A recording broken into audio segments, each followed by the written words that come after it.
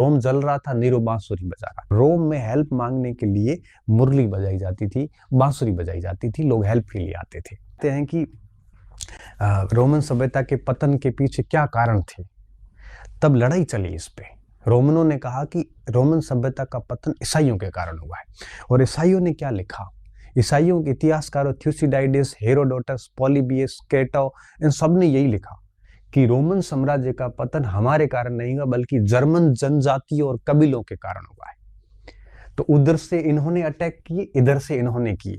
इन्होंने कलम के बेस पे लिखा, इन्होंने कलम के बेस पे रोमन्स को मारना शुरू किया, और रोमन्स ने तलवार से इनको मारना शुरू किया।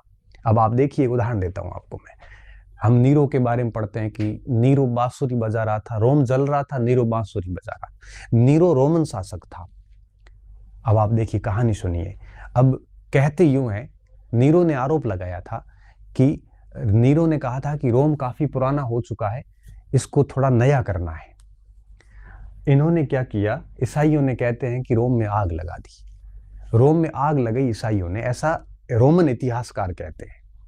और नीरो जो है, उस आग को बुझाने के लिए एक पहाड़ी पे, जब रोमन शासकों का घर होता था, वहां लोगों से हेल्प मांगने की कोशिश करता है। और रोम में हेल्प मांगने के लिए मुरली बजाई जाती थी, बांसुरी बजाई जाती थी, लोग हेल्प के लिए आते थे।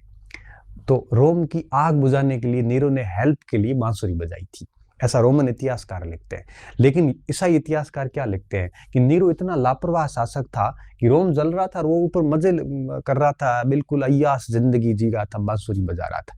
देखो, एक इतिहासकार ने क्या लिखा है कि पूरे रोमन साम्राज्य के उस शासक की छवि खराब कर दी पूरी, और कलम के जरिए इनका ऐसा संघर्ष चलता रहा।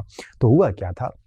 हुआ ये था कि यूनानियों का स्थान रोमनों ने लिया, और रोमनों का स्थान किसने लिया?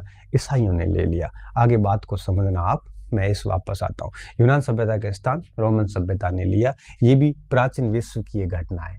आगे क्या हुआ देखिए। काला